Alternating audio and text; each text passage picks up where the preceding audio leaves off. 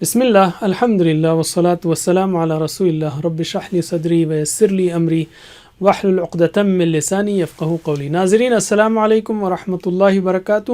سیرت النبی صلی اللہ علیہ وسلم انگلیوں پر اہم واقعات کو یاد رکھیے آسان طریقے سے 5 منٹ سیریز میں۔ سبق نمبر 31، سیرت اور حدیث۔ یہ کتنی عجیب بات ہوگی کہ آپ صلی اللہ علیہ وسلم نے جو کام کیے اس کے بارے میں تو ہم پڑھتے رہیں اور آپ نے جو باتیں کہی ہیں اس کے بارے میں کچھ نہ جانیں۔ تو اسی مناسبت سے آج ہم دیکھیں گے سیرت اور حدیث کو۔ حدیث کہتے ہیں رسول صلی اللہ علیہ وسلم کے اقوال یعنی باتوں کو، افعال یعنی کاموں کو، احوال یعنی حلیہ صفات اخلاق و عادات وغیرہ کو، اور تقریر یعنی آپ کے سامنے کوئی کام کیا گیا ہو اور آپ نے اس کو منع نہ کیا ہو، اس کو کہتے ہیں حدیث، یعنی اقوال، افعال، احوال اور تقریر کو۔ حدیث قدسی ایسی حدیث کو کہتے ہیں جس میں رسول صلی اللہ علیہ وسلم کسی بات کو اس صراحت کے ساتھ بیان کریں کہ اللہ تعالیٰ نے یوں فرمایا، اور اثر کہتے ہیں عام طور پر صحابہ و تابعین کے اقوال و افعال کو۔ حدیث کے 2 حصے ہیں، سند اور متن۔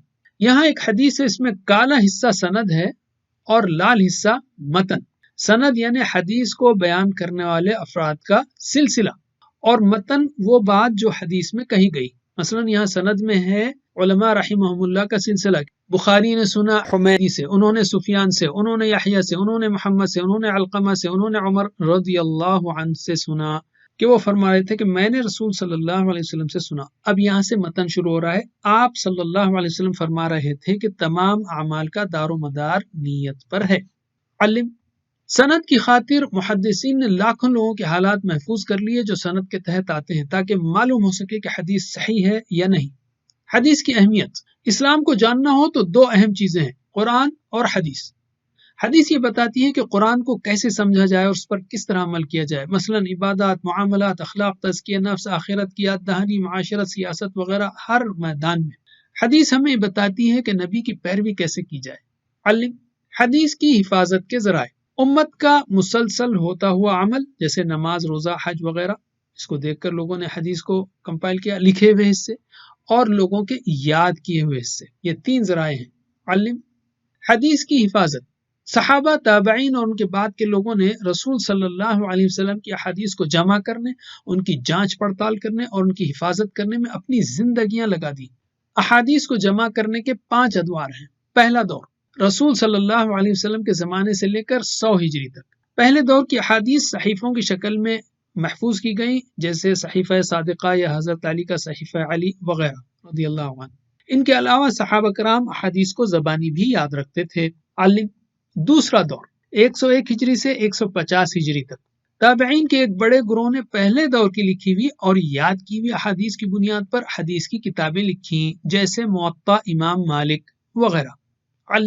تیسرا دور 150 سے لے کر 400 ہجری تک، یہ حدیث کا سنہری دور تھا۔ اس دور میں احادیث کی تالیف مکمل ہوئی اور حدیث کی کئی کتابیں لکھی گئیں، جن میں 6 مشہور کتابیں یہ ہیں: بخاری، مسلم، ابو داؤد، ترمذی، نسائی، ابن ماجہ۔ پھر سے بخاری، مسلم، ابو داؤد، ترمذی، نسائی، ابن ماجہ۔ ان 6 کتابوں کو صحاح 6 کہا جاتا ہے۔ صحاح 6 کا مطلب کیا ہے؟ یعنی ان کتابوں میں زیادہ تر روایات صحیح ہیں، اس لیے ان کو صحاح کہا جاتا ہے۔ دوسری کتابوں میں بھی صحیح احادیث موجود ہیں، مثلا موطا امام مالک وغیرہ۔ صحیح اور بلا تکرار احادیث کی تعداد تقریباً 4,500 ہے۔ یاد رہے کہ کئی احادیث میں ایک ساتھ کئی باتیں کہی گئی ہیں اور ہر بات سے علماء نے کئی مضامین نکالے ہیں۔ چوتھا دور 500 ہجری سے لے کر اب تک، چونکہ 500 ہجری تک احادیث کی حفاظت اور تالیف کا کام مکمل ہو چکا تھا، اس لیے بعد کی کتابیں انہی احادیث کو مختلف انداز میں پیش کر کے لکھی گئیں، جیسے ریاض الصالحین، مشکات المصابیح، بلوغ المرام وغیرہ۔ غور کیجئے کہ اللہ نے ہمارے پاس بہترین رسول صلی اللہ علیہ وسلم کو بھیجا، آپ نے ساری عمر ہماری تربیت کی خاطر ہر چیز کی تفصیل بیان کی، ہزاروں صحابہ، پھر لاکھوں تابعین و تبع تابعین اور علماء نے ان احادیث کی حفاظت کرنے، اس کو امت تک پہنچانے کی ہر ممکن کوششیں کی تاکہ ہمارا فائدہ ہو۔ تو کیا ہمارے پاس روزانہ احادیث کو پڑھنے کے لیے کچھ منٹ بھی نہیں؟ اللہ ہمیں توفیق دے پڑھنے کی۔ جزاکم اللہ خیر۔ کوئز کرنا مت بھولیے۔ اللہ سے دعا ہے کہ ہمیں سیرت النبی صلی اللہ علیہ وسلم پڑھنے، پڑھانے، عمل کرنے، پھیلانے کی توفیق دے۔ والسلام علیکم ورحمۃ اللہ وبرکاتہ۔